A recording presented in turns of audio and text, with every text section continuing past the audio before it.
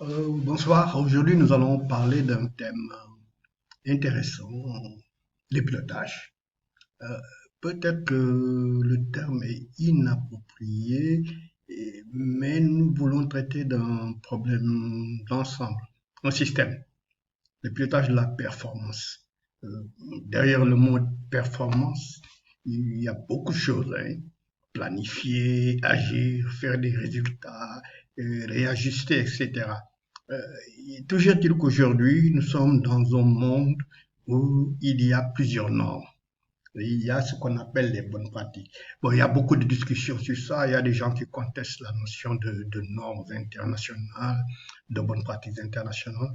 Mais nous admettons que cela existe et nous admettons que c'est utile. C'est pourquoi aujourd'hui, je voudrais vous parler de l'influence de ces normes sur plusieurs aspects, sur plusieurs questions. Donc, le pilotage de la performance face au choc des normes et des bonnes pratiques et une autre réforme du secteur public. Sous-entendu que si l'on se réfère à ces normes, il faut probablement un nouveau secteur public qui se gère autrement. Par exemple, pour les gens de ma génération, c'était très simple, ce qu'on appelle la réforme de l'État, la simplification des procédures, des choses de ce genre. Et voilà aujourd'hui le thème donc, que je voudrais mettre dans cette vidéo. Je m'appelle Abdou Karim Gueye, je suis un inspecteur général d'État à la retraite. J'ai été ancien directeur de l'École nationale d'administration et de magistrature du Sénégal. J'ai occupé plusieurs fonctions au niveau national et international comme assistant technique auprès de la République de Djibouti, que j'ai appuyé pour créer et développer une inspection générale d'État. Plusieurs missions en Afrique, c'est cette question dont je vous parle. Je vous prie de soutenir cette chaîne et de la rejoindre. Elle est très utile pour les réformes de nos différents pays, pour la question des leaderships sous plusieurs formes au niveau des pays africains, parce que c'est ça mon objectif. Et donc, penser autrement et penser par nous-mêmes, pour nous-mêmes en tant qu'Africains. Et ma chaîne vidéo vous invite à cela. Et n'oubliez pas surtout de vous abonner, de sonner sur la cloche, sur like, pour montrer que ce que je fais vous est utile. Bienvenue donc au sein de cette discussion d'aujourd'hui.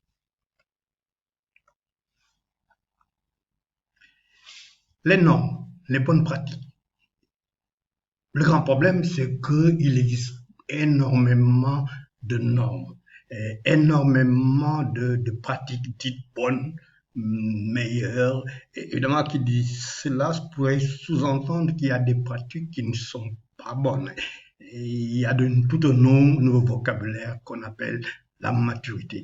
Et je voudrais citer parmi les normes que j'ai l'habitude d'étudier ou bien les normes qui sont édictées par des réseaux auxquels j'appartiens. Par exemple, j'aime bien tous les travaux accomplis par le General Accountability Office, hein, qui est un peu le bras du Congrès américain, hein, donc qui est une sorte de grand bureau d'évaluateurs. Et vous avez le SOC SABA, parce que c'est acte que j'aime bien. Et voilà, vous avez les normes de IA, hein, donc de l'Institut des auditeurs internes, ça c'est le sigle en anglais, les normes ISO, les normes COSO, les normes éditées par l'Association des inspecteurs généraux d'État des États-Unis, par OSEC, hein, OSEC qui est une sorte d'ONG internationale qui a développé des modèles de maturité et des modèles GRC plutôt, hein, de gouvernance, de contrôle, de management des risques. Vous avez plusieurs modèles de maturité développés par des cabinets, etc., etc. Et il y a un fil conducteur, hein, c'est l'harmonisation, la normalisation, la coordination. Évidemment, quand on regarde ces normes, souvent il y a une logique d'organisation à laquelle ces normes invitent. Par exemple, la mise en place de chartes, de codes de déontologie, l'application de normes et bonnes pratiques, ce qui signifie qu'il faut normaliser et qu'il faut formaliser, etc. À mon avis, tout cela conduit à réglementer, entre guillemets, et à réorganiser un peu trois pôles qui constituent les champs d'intervention de mes études, des conseils que je donne un peu partout en Afrique etc., de mes publications. Vous avez un grand pôle qui est la gouvernance, un autre pôle qui est le management, un troisième pôle que j'ai appelé surveillance. Certains l'appellent attestation. Nous allons revenir sur ces concepts. D'une manière générale, dans les organisations modernes et pour moderniser l'administration publique, je crois qu'il va falloir qu'on commence à raisonner en tenant compte des trois pôles, la gouvernance, le management, la surveillance. Et il faut faire la différence. Ce sont des choses qui se complètent. La gouvernance, c'est le fait de diriger, de contrôler et d'évaluer, mais de façon externe. Ça signifie qu'il y a une sorte de patron qu'on appelle la gouvernance, qui est au-dessus, entre guillemets, au-dessus du management. Et, par exemple, la gouvernance serait le conseil d'administration et ses comités quand on est dans un environnement entrepreneurial, ce qu'on appelle la gouvernance d'entreprise. Donc, le fait de diriger, de contrôler, d'évaluer de façon externe les processus, les ressources et le fonctionnement d'une entité. Et ça peut être une entité privée. La plupart du temps, on parle de gouvernance d'entreprise, mais ici, nous le prenons de façon large, nous disons d'une entité. Il s'agit de la gouvernance publique. Et par exemple, c'est le rôle des conseils d'administration et de certains groupes. Et je pense qu'on devrait mettre là-dedans aussi des organes de régulation, par exemple, et donc qui en principe ne sont pas dans la hiérarchie organisationnelle classique. Et aujourd'hui, par exemple, il n'y a pas que le conseil. Au conseil, on rattache les auditeurs, on rattache les comités d'audit, on crée d'autres comités, des comités de risque, de transparence, d'intégrité, tout dépend. Il y a plusieurs pratiques. Le deuxième niveau, c'est le management. Évidemment, on y trouve cette fonction de direction, de contrôle, d'évaluer, donc le fait de diriger, de contrôler, d'évaluer, mais de façon interne. Et les managers sont au sein de l'entité. Ils dirigent, ils contrôlent, ils évaluent pratiquement les mêmes choses, les processus, les ressources et le fonctionnement. Évidemment, sous le contrôle, la supervision d'un niveau qu'on appelle la gouvernance. C'est par exemple le cas des gestionnaires, des directeurs, des employés. Il y a tout un vocabulaire, des managers de risque, de première ligne, de deuxième ligne, de défense. Il y a tout un vocabulaire que le manager moderne doit connaître, ou que le surveillant moderne doit connaître, ou que celui qui travaille dans des instances de gouvernance devrait connaître et admettre et intégrer dans la panoplie de ses raisonnements, dans ses méthodes de travail, d'organisation, etc. Il y a enfin un niveau que j'appelle la surveillance. La surveillance, c'est l'acte d'évaluer, en général de façon externe, parce que en principe, les surveillants ne sont pas à l'intérieur du management. Et donc, de façon externe, les objectifs, les processus, les ressources, voire le fonctionnement. Ici, évidemment, ils ont un travail de contrôle très spécialisé qu'on peut appeler audit. Interne, externe, qu'on peut appeler évaluation. Évaluation des politiques, des interventions publiques, des politiques, des programmes, des projets, etc. Et parfois, ce sont des investigateurs de la fraude, etc. Et donc, voilà, ces trois piliers sont très importants et les trois acteurs majeurs du système de pilotage et de surveillance de la performance. Donc, ce travail est concomitant aujourd'hui à la nouvelle conception de la modernisation de l'État, des organisations publiques, des entreprises. Étant entendu que le secteur privé fait ces choses-là depuis très longtemps, et ils ont toutes sortes d'organisations. Derrière, il y a des cabinets d'audit, des instituts de recherche, qui sont aux avant-postes de la recherche. Et les pilotes ont donc une marge de manœuvre, mais une marge de manœuvre organisée. La gouvernance dont nous avons parlé est par exemple la LVI. Et dans la gouvernance, vous pouvez avoir les conseils d'administration, les comités d'audit, les conseils de surveillance, les comités de risque, les comités chargés de la conformité, par exemple. Et le management, par contre, élabore et fait approuver la stratégie. Elle élabore la stratégie, mais la gouvernance doit approuver. Et le management n'a pas cette marge de manœuvre qui lui permet. Évidemment, il y a un paradoxe dans les pays africains. On a l'impression que le top management est plus puissant que le conseil d'administration. En tout cas, dans le secteur public, c'est incroyable. Et c'est un retard sur la normalisation qu'il faut. Bon, je ne dis pas que toutes les structures publiques qui ont des conseils fonctionnent comme ça, mais on voit ça. Et le management, il décline les objectifs. Il y a tout un processus, par exemple, de planification stratégique, les risques sont déclinés à son niveau, au premier chef. Il y a tout un ensemble de techniques de management des risques. Donc, identifier les risques susceptibles de porter atteinte à l'atteinte des objectifs. Et vous avez de nouvelles normes comme COSO, normes, disons, c'est ancien aujourd'hui. Dans le secteur public africain, on pourrait dire que c'est nouveau. Donc, il y a tout un ensemble de processus. Il faut identifier les risques, il faut les évaluer, etc. Il y a tout le modèle COSO là. Il faut faire de l'information, de la communication sur les risques. Il faut les suivre, etc. Et un aspect important aussi, c'est la notion de contrôle interne qui doit fonctionner au niveau du management.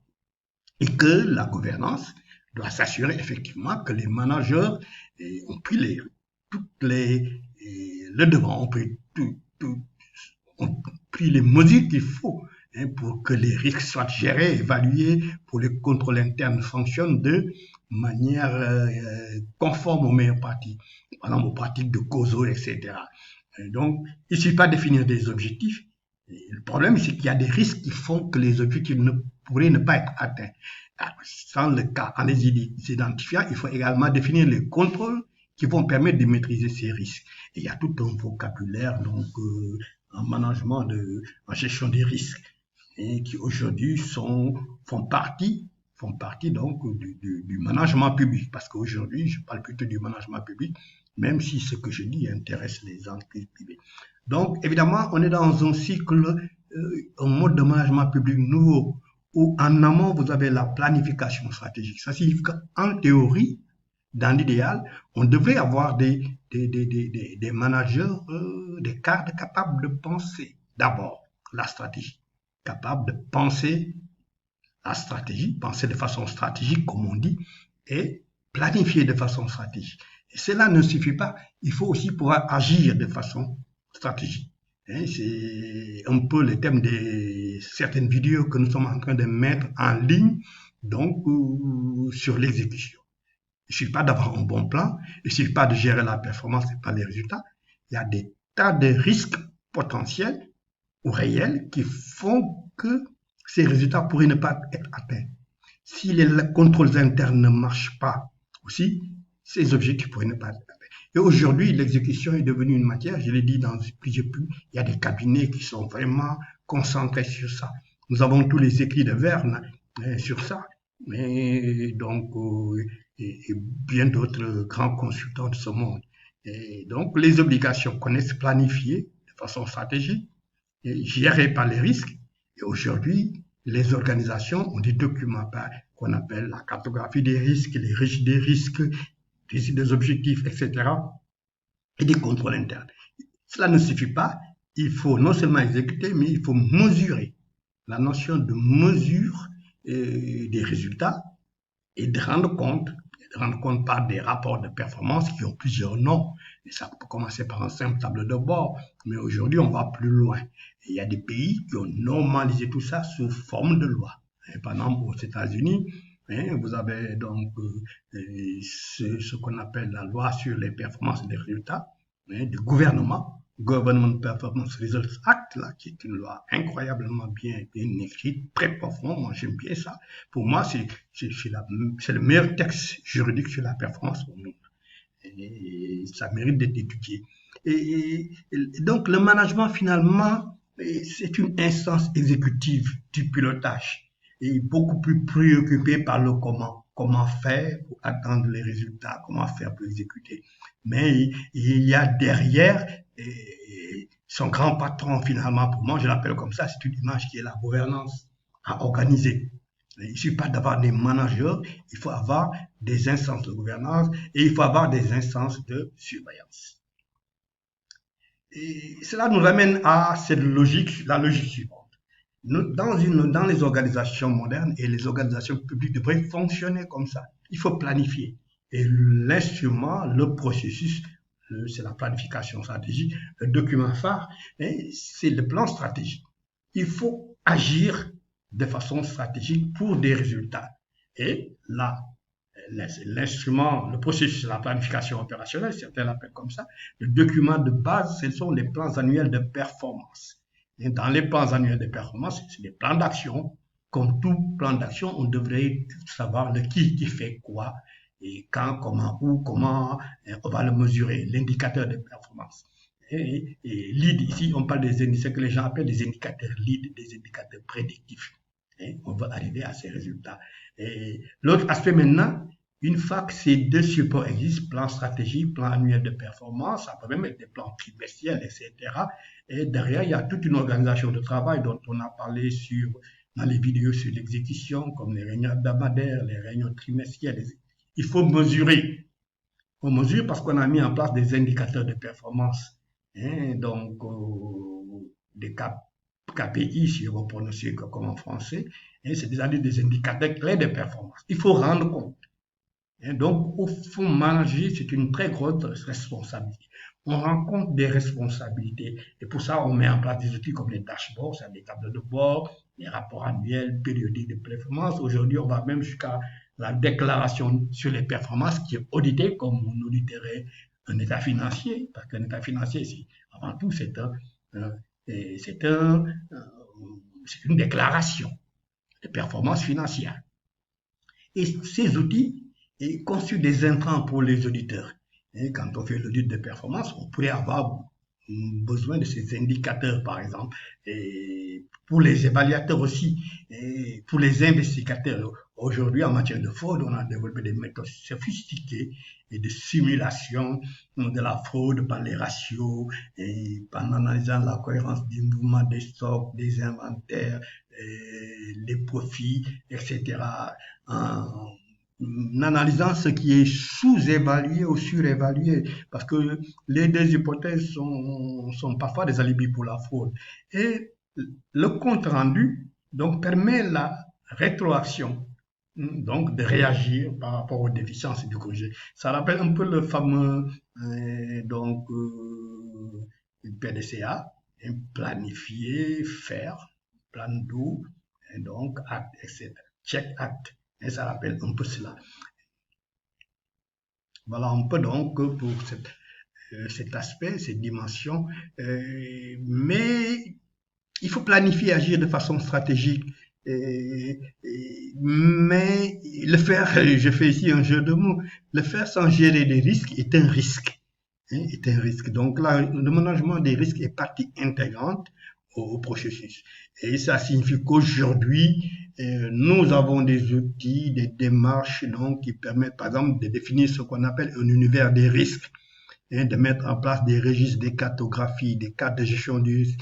Mais tout ça, c'est fait par le management et soumis à la gouvernance. Et les auditeurs, les évaluateurs interviennent après. Donc, je vois une erreur en Afrique. C'est les auditeurs qui font ça en Afrique francophone. C'est pas le rôle des auditeurs, sauf il y a même des normes qui nous disent lorsqu'un auditeur fait ça, il n'est plus auditeur. Il rentre dans un rôle de conseil. C'est vrai que les normes comme les normes de l'IA parlent de conseil, de consultance, mais il y a d'autres normes qui trouvent que c'est pas logique que les auditeurs mettent la patte. Évidemment, quand on arrive et que ça n'existe pas, peut-être qu'il faut faire ce travail, mais en réalité, lorsque vous le faites, pour moi, vous êtes dans une position de conseil.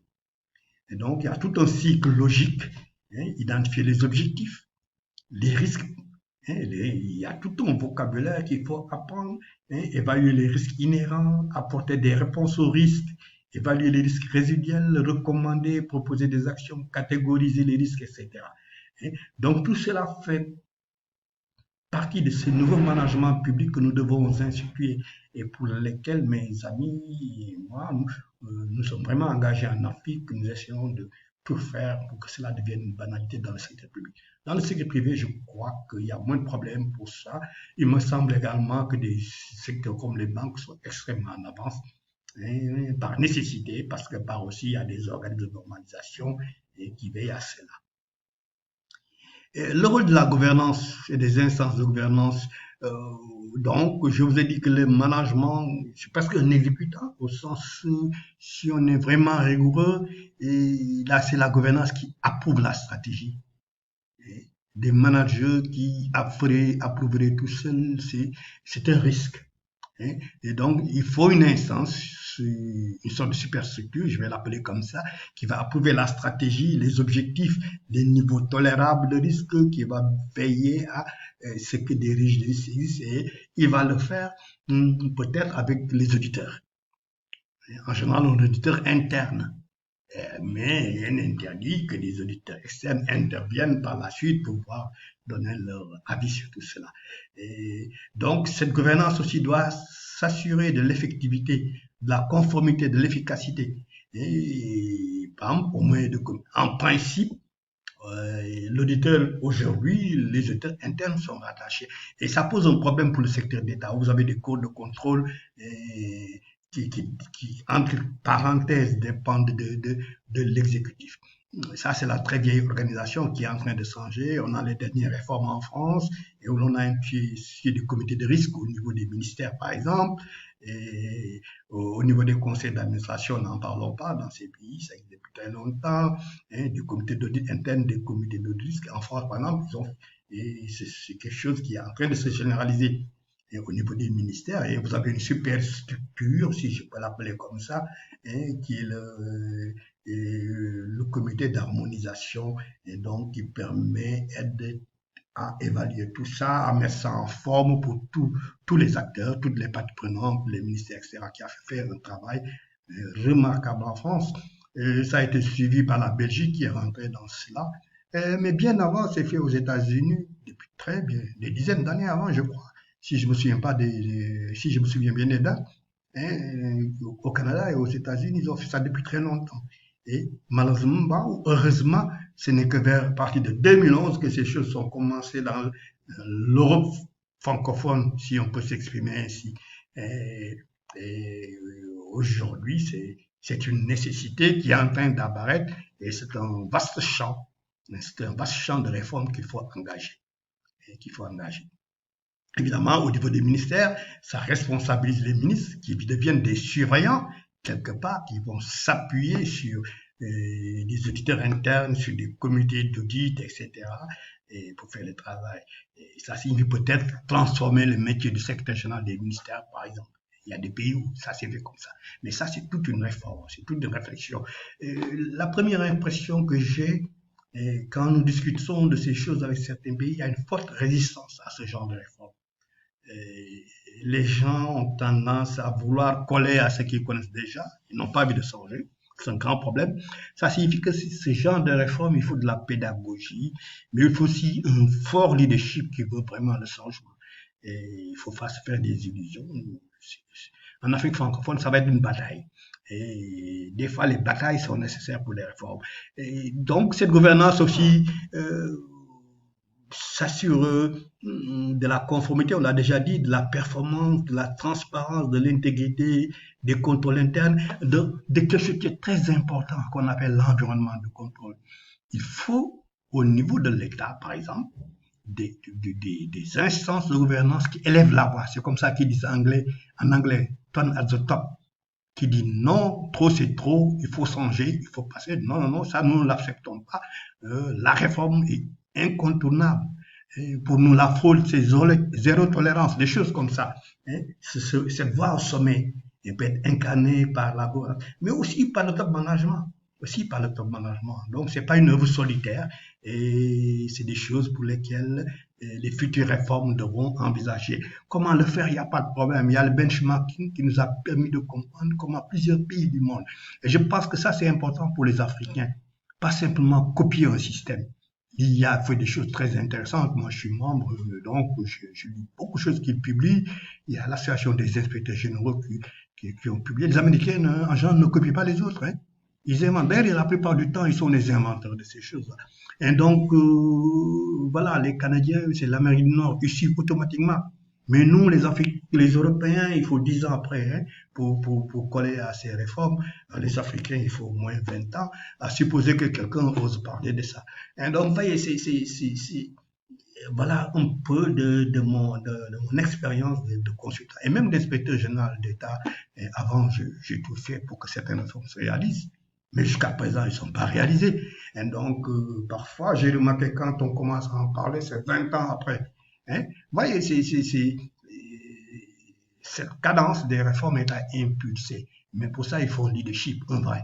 Et maintenant, si vous avez ce dispositif du management qui fait ce qu'on vient de dire, donc la planification stratégique, il existe cette gouvernance qui veille, et le troisième pilier devient nécessaire, il est concomitant à cette réforme, c'est la surveillance.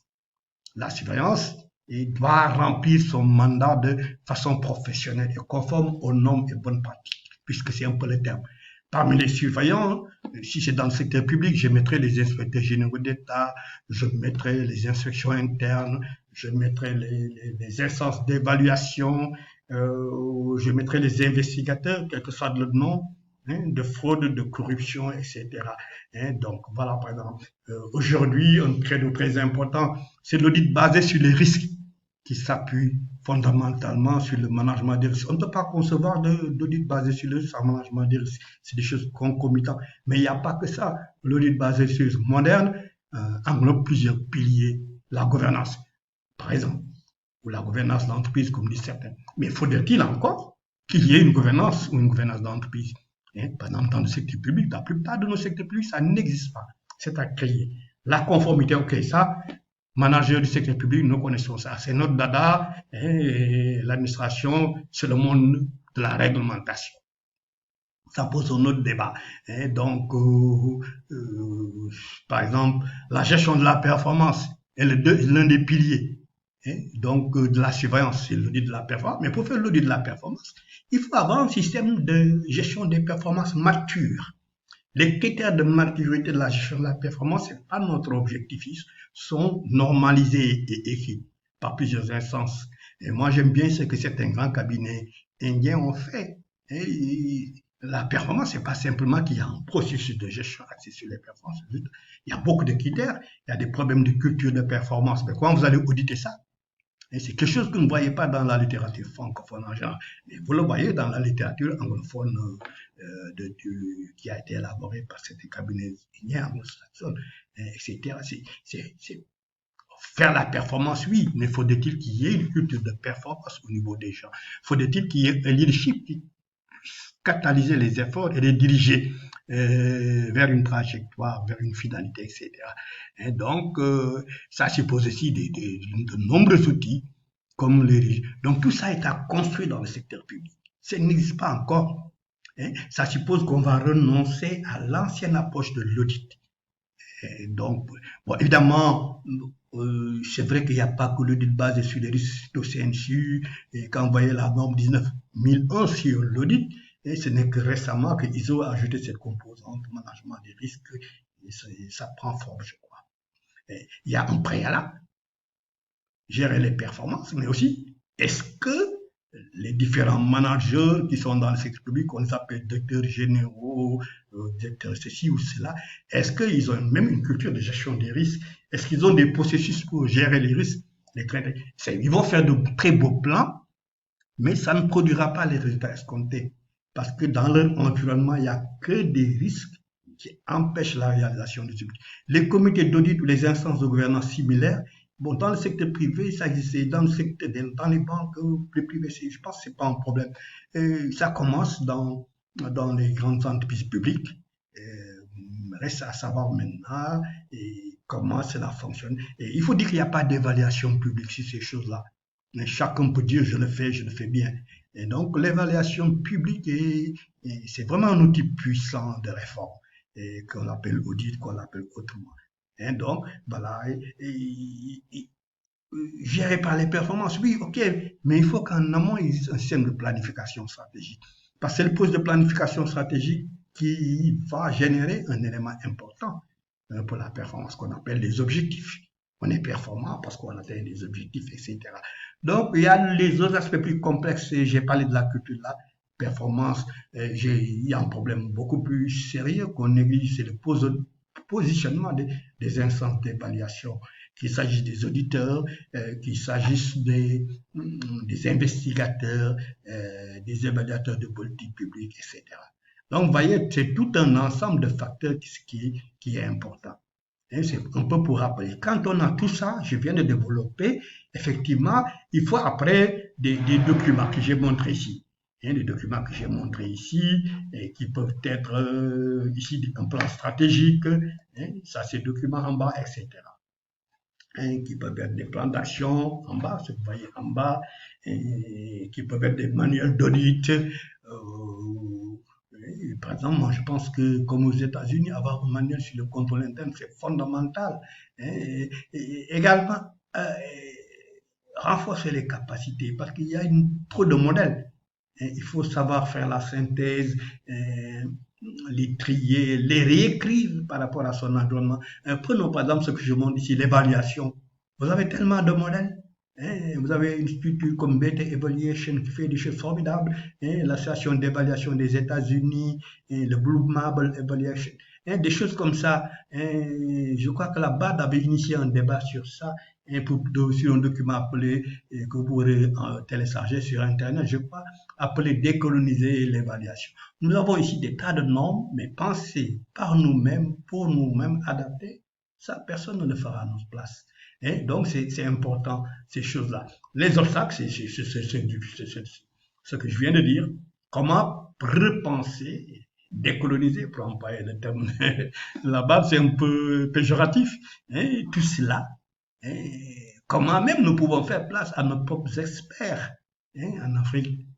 Il y a tellement de manuels, de rapports qui ont été écrits, exogènes, qui ont été écrits et mis dans les tiroirs. Personne ne les a appliqués. Même les évaluateurs de l'État devraient évaluer ça. Combien ça a coûté, qu'est-ce qu'on en a fait, à quoi ça sert. Et voilà une bonne mission. Et donc, les obstacles, c'est non seulement cela, mais c'est aussi des problèmes de langue. Il faut le reconnaître, la plupart de ces choses, à l'origine, sont en anglais. Ils sont en anglais, et traduire, ce n'est pas toujours facile. C'est très risqué de traduire une autre langue, surtout quand elle est technique. Heureusement que les Africains francophones ont commencé. Et puis, ce que j'ai remarqué dans la pratique, que lorsque vous élaborez des outils comme ça, vous avez du mal à discuter avec les clients parce que en fait, ils utilisent le propre vocabulaire d'avant, le vocabulaire qui sont toujours connus. Mais vous parlez de charte d'audit, ils vont tout juste vous parler des autres chartes qu'ils ont connues, une charte médicale ou je sais pas quoi. Ils vont vous amener au statut général de la fonction publique, le code de déontologie. Alors quand vous parlez de code de déontologie en matière d'audit, vous le parlez au sens des normes internationales. Voilà déjà des obstacles que je pourrais appeler culturels. Le mot contrôle, c'est un mot qui peut signifier n'importe quoi dans le langage courant. Dans le langage courant. Mais quand vous êtes dans une discipline comme les audits, comme les évaluations, il faut être précis par rapport au langage de cette matière-là. Le contrôle interne. Quand vous discutez ce que j'ai remarqué dans le sens de ces réformes, quand j'essaie de travailler avec des partenaires africains francophones, ils ont tendance à amener ce mot de contrôle interne au contrôle interne budgétaire. C'est aussi ainsi. Alors que là, évidemment, quand on parle de COSO et consorts et d'autres modèles, c'est beaucoup le contrôle budgétaire n'est qu'une toute petite partie de la notion moderne de contrôle interne. Et le mot contrôle lui-même, tel que c'est vu dans le vocabulaire, je me rappelle vraiment d'un bien inspecteur général des finances français, qui est un peu un précurseur de ces réformes en France, qui nous disait que le mot contrôle, au fond, en management, a plutôt le sens de maîtrise que de contrôle comme nous l'entendons en français. Contrôle sanctionné, ça ne marche pas, il faut sanctionner, etc. Donc l'attachement au passé, c'est vraiment un obstacle pour ce genre de réformes, de culte de la bureaucratie. Et les administrations francophones sont trop bureaucrates quelque part. Donc, ils ont une certaine culture que certaines réformes sont des risques.